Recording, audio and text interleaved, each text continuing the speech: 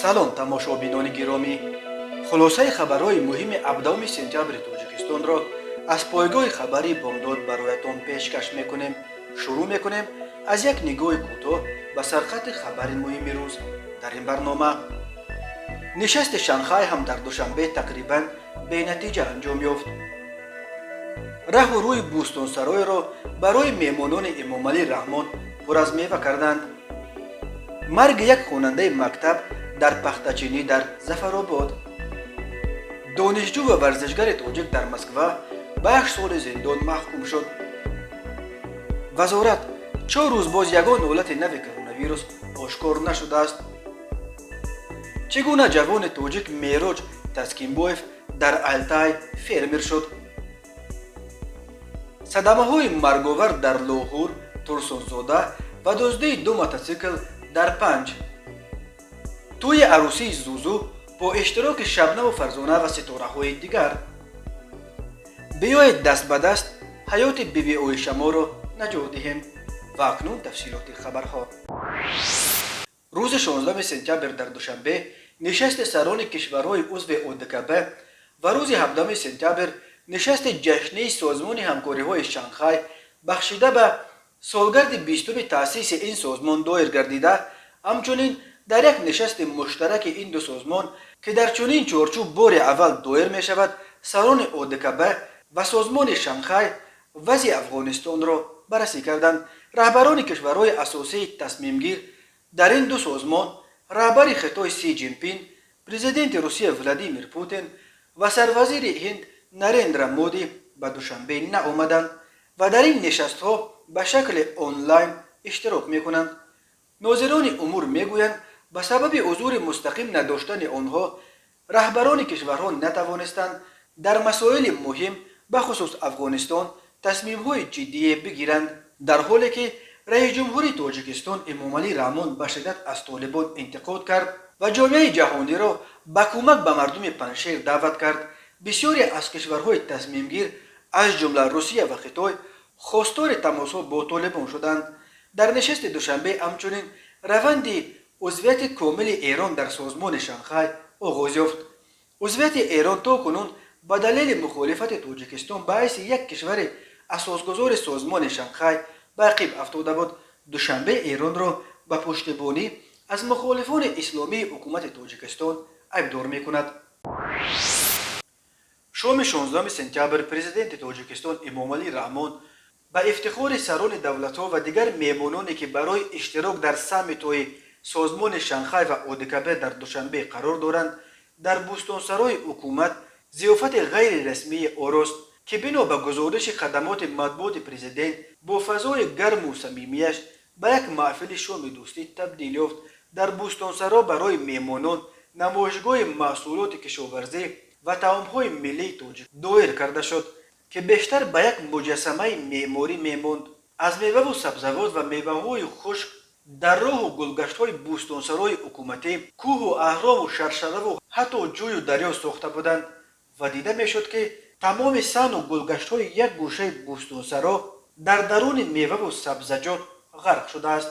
сохтани кӯҳу аҳрому шаршара аз меваву сабзавот бори аввал нест, ки ҳангоми қабули меҳмонони баландпоя дар Тоҷикистон таҷриба карда мешавад, вале он чӣ ки шоми 16 сентябр дида мешуд, аз ҳамаи чунин пазироиҳои қаблӣ фарқ мекард. намоишгоҳи маҳсулоти кишоварзӣ ва таомҳои миллии Тоҷикистон дар мавзеи зебою назаррабои Бӯстонсарои ҳукуматӣ ташкил карда шуд. дар роҳравҳои алоҳидаи он ҳар як намуди маҳсулоти кишоварзӣ бо шаклу услуби хос ва ороиши гуногун гузошта шуда буд. назарҳо ба чунин шеваи пазироии меҳмонони баландпоя яксон нест. бархе инро барои таблиғи имконоти соҳаи кишоварзии иқтисоди Тоҷикистон иқдоми судманде мешуморанд. бархе ҳамчунин як зуҳуроти гигантомания танқид мекунанд ва мегӯянд, аз лиҳози иқтисодӣ он самаре надорад.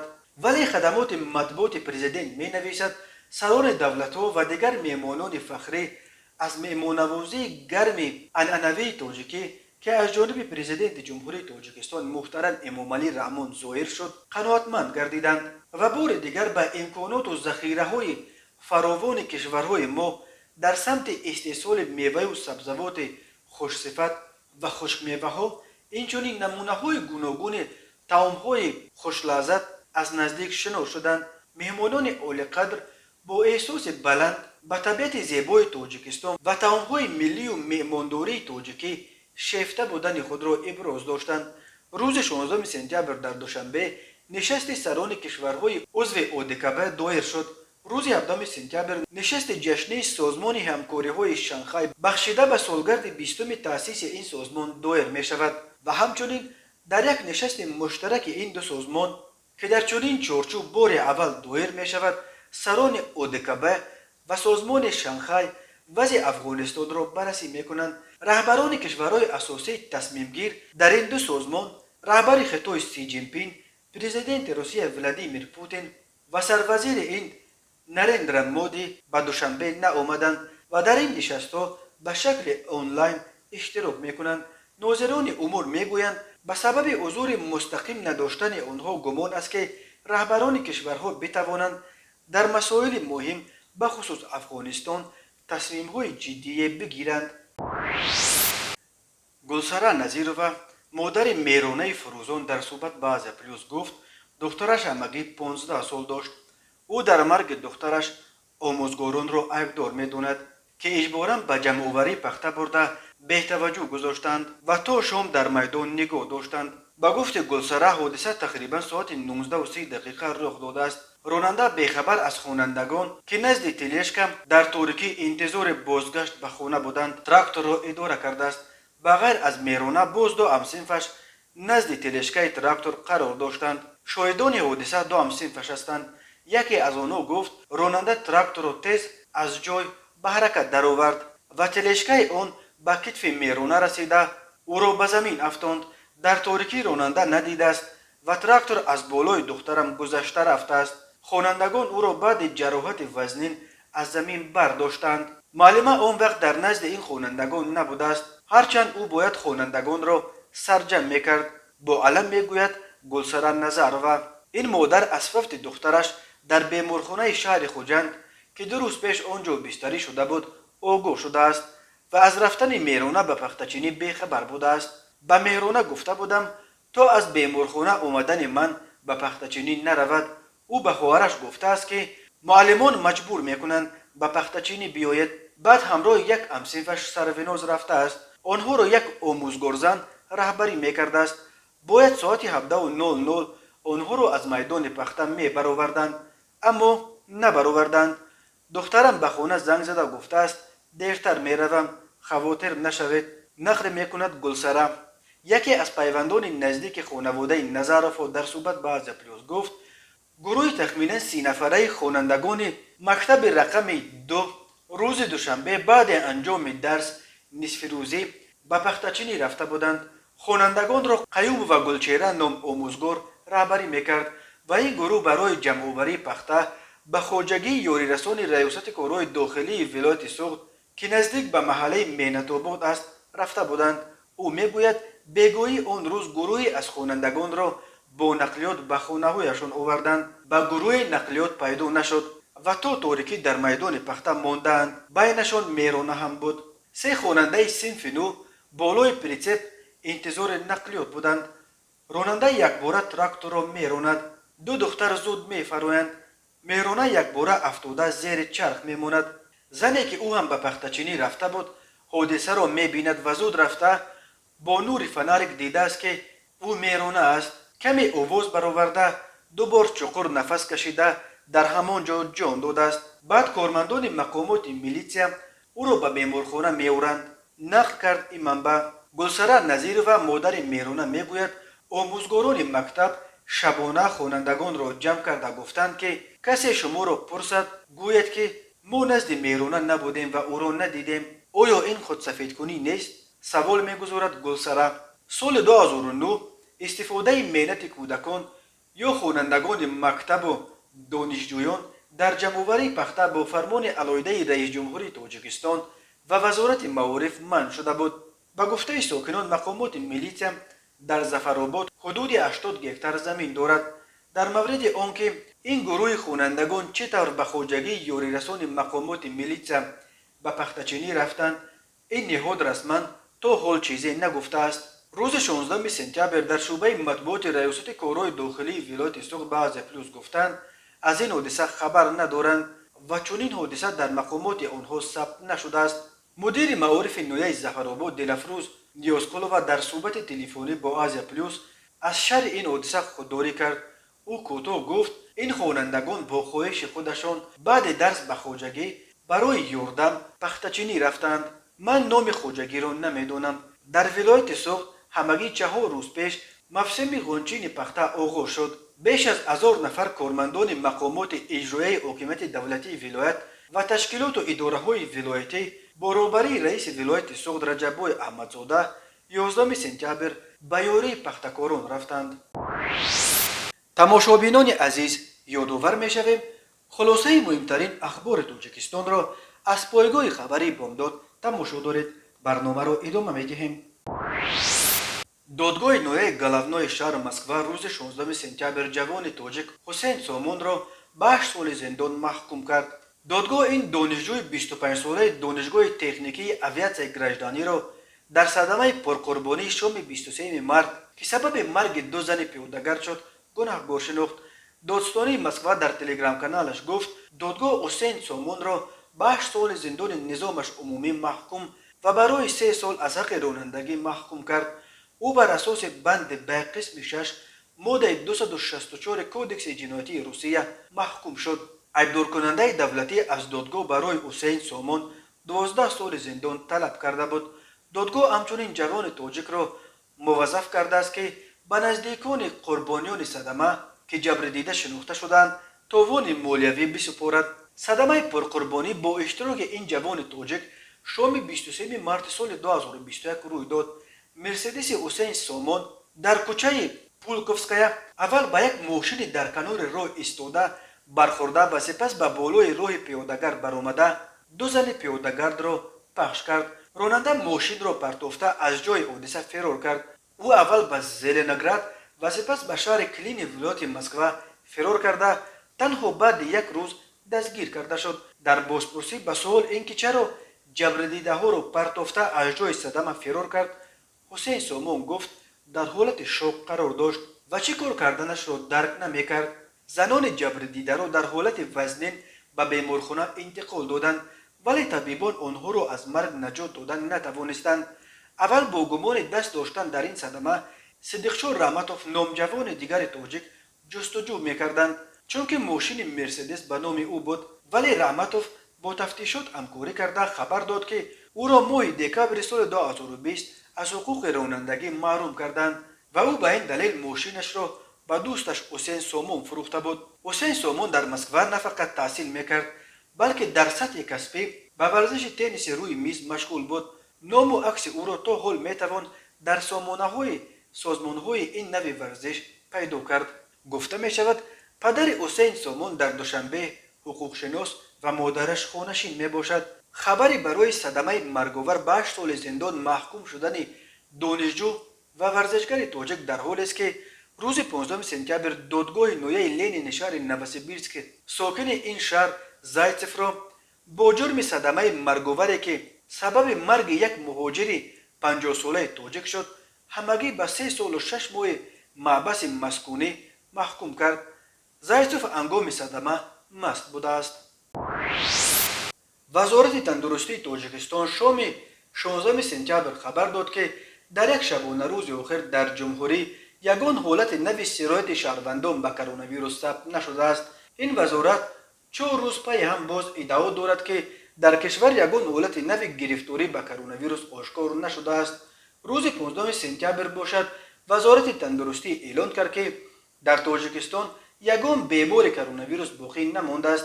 بنا به آمار رسمی وزارت تندرستی در عموم از آغاز بقیدگیری پاندمی تا شام 16 سپتامبر در تاجیکستان 17084 نفر گرفتار کرونا ویروس شده.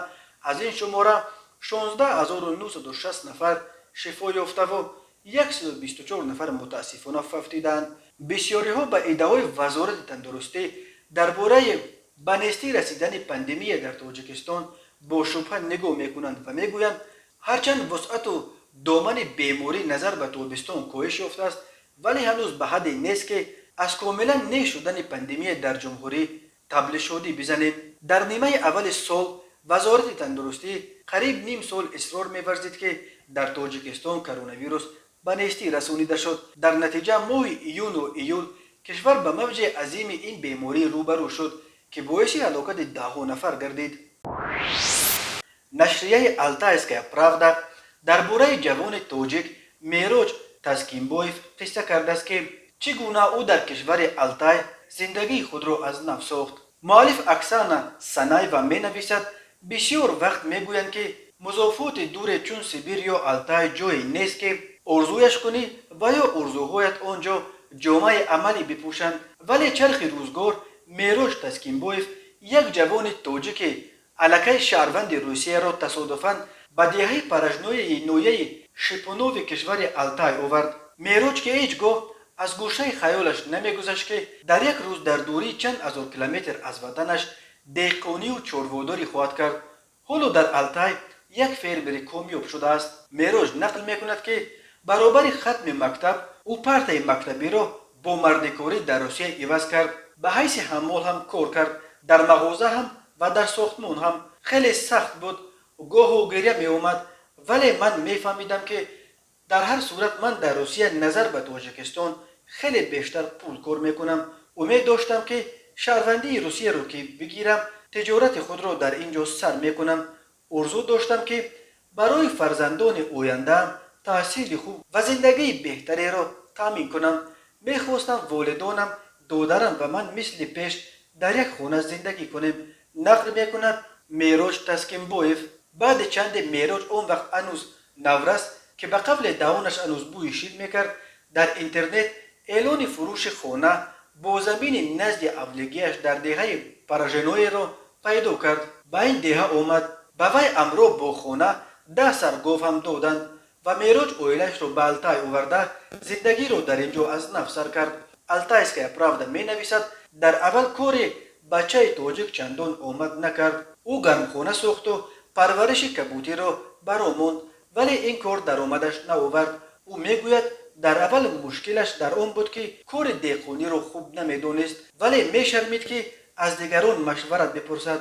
در آن ایام به میروچ به خصوص همسایه‌اش گالینا سرگییوا سخت کمک کرد. میروچ در بین چند ماه طرز پرورش گاوها و حتی دوشیدن شیر آنها را یاد گرفت. او 3 سال چارواکاری کرد، گوساله‌هایش را کلان کرده میفروخت، ولی مادرگاوها را در خواجگی میماند. شیر گاوهایش را به شیرفروش‌ها میفروخت. از این حساب یک تراکتور کونه خریده به علف دروی سر کرد. با وجود تمسخر امدهه‌ها میروش سر نمی‌فراورد و به تدریج پیش میرفت.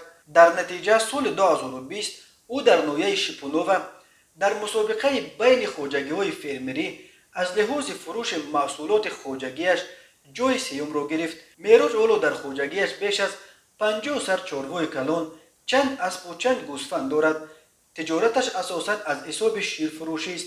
مادر و همسرش کارهای خانه را انجام میدهند. میروچ و دادرش در فرمشان کار میکنند. آنها حالا گرانت دولتی به دست آوردند و میخواهند عاقل بزرگتری ساخته چاروای بیشتر بخرند، کارخانه کارکرد شیر را بنیاد کنند و تجارت خود را رونق دهند. اکسانا سانایوا می نویسد میروچ تاسکینبویف انسان خوشبخت است. لبش دائم پر از تبسم است. مشکلات روزگار را با آرامی حل و فصل می کند. تربیت خوبش در مناسبت مؤدبانه با مردم خوب معلوم می شود. از روی وجدان حلال کار می کند و در حق عائله‌اش غمخواری ظاهر می کند. دهه پرژنوی برای او وطن دویم شد. در اینجا این بچه تاجیک زندگی شاده دارد. شب 15 به 16 سپتامبر در شهر دوشنبه در طربخانه مشهور یکسرای مراسم عقد نکاح و توی عروسی زوزو یک بلاگر شناخته تاجیک دایر شد.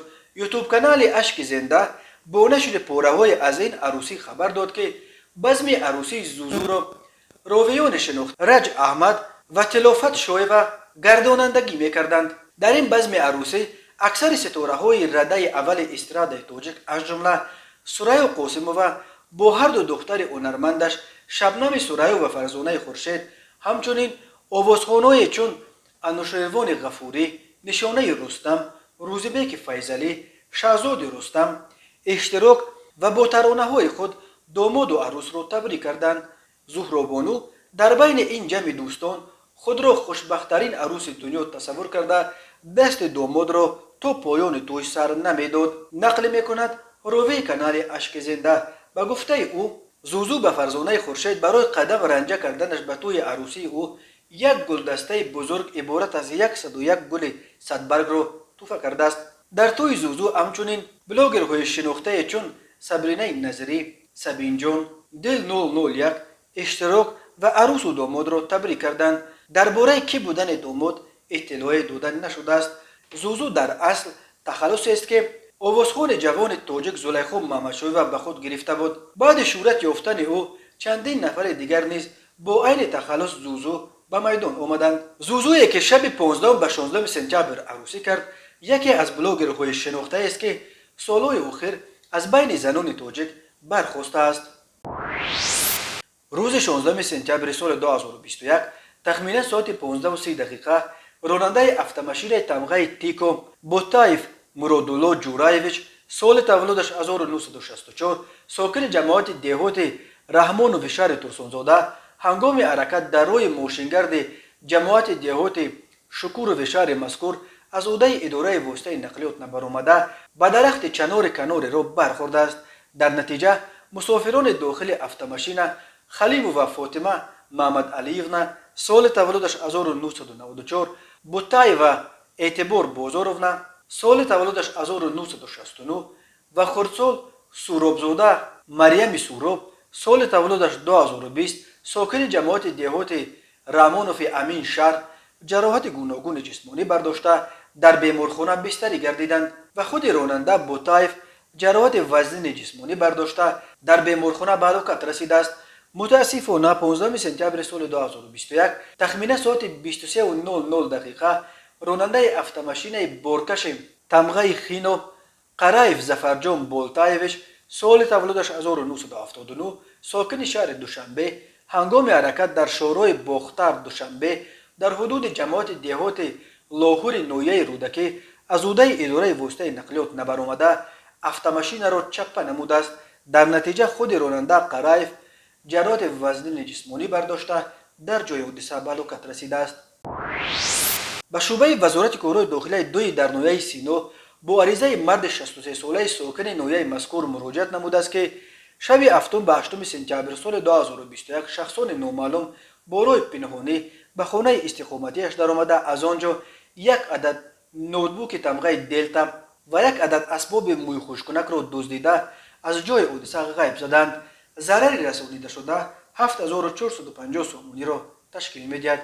هنگام گذراندن چاره‌بینی‌های اپراتیوی جستجویی از جانب کارمندان میلیسیا جوان 21 ساله ساکن امین نویه با گمان صادر نمودن جنایت دزدی دستگیر کرده شد.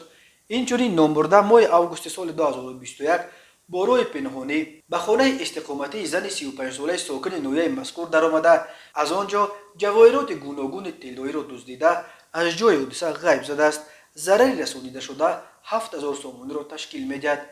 همزمان به شعبه وزارت کارهای داخلی در نویه 5 با عریضه مرد 48 ساله ساکن جماعت شهر 5 نویه مذکور مراجعت نموده است که سانه 2 سپتامبر سال 2021 تخمینا ساعت 11:00 شخصان نامعلوم با راه پنهانی از نزد اداره علاقه نویه یک عدد موتورسیکل تمغه مولان را دزدیده از جای حادثه غیب زدند.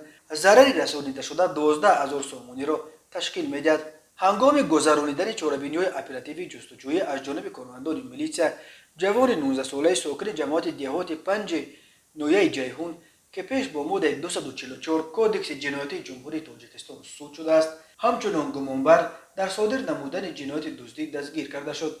همین طریق نامبرده روز 29 ایول سال 2021 تخمینا ساعت 13:00 با راه پنهانی از توقفگاه تاکسی‌های جماعت دهات سیف الدین امین نوحیه یک عدد موتورسیکل تمغه دلتا 200 کوبا که به مرد 53 ساله ساکن امین جماعت تعلق دارد دزدیده از جای حادثه غیب زده است. ضرری رسانیده شده 11000 سومونی را تشکیل می‌دهد. و در انجام برنامه یک اعلان به امر خیر. بیبی اویشمو همگی 8 ماه دارد، ولی این کودک در این عمر کوتاه خود آنقدر درد و رنج کشیده است که برای یک عمر آدم بسنده است. این کودک که امروی مادرش در بیمارستان استقلال بستری است، الکی به علت گیدروسیفالیه، جمع شدن آب در داخل مغز سر، جراحی مغز سر و پشت سر کرده در سرش شوت ماندند. اکنون او را برای باز یک جراحی دیگر آماده کرده ایستادند، زیرا در کمر بیبی اویشما از قسمت پشت مادرزاده گوشت زیاد یا قلق بزرگ وجود دارد که قریب برابر تقریبا نصف تمام بدن اوست و کودک از این قله سخت رنج میکشد و حتی به پشت خواب نمیتواند. پدر و مادر بیبی اویشما میگویند تمام دارایی خود را تا امروز صرف طبابت جگربندشان کردند و حالا برای جراحی گوشت زیادتی از بدن او به کمک مردم خیرخواه احتیاج دارند. هر درم و سامانی که برای این کودک خیر میکنید سهم در نجات جان او خواهد شد. آنها میخواهند در نجات جان بیبی اویشما سهم بگیرند، میتوانند به این کارها خیر خود را گذارند. تماشابینان عزیز، این بود مرور به خلاصه چند خبر مهم امروز تاجیکستان. خبر و گزارش های بیشتر از تاجیکستان و درباره تاجیکستان و اطراف آن را در سامانه پایگاه خبری بامداد در این نشانه پیگیری نمایید: www.bomdad.com. خوش باشید.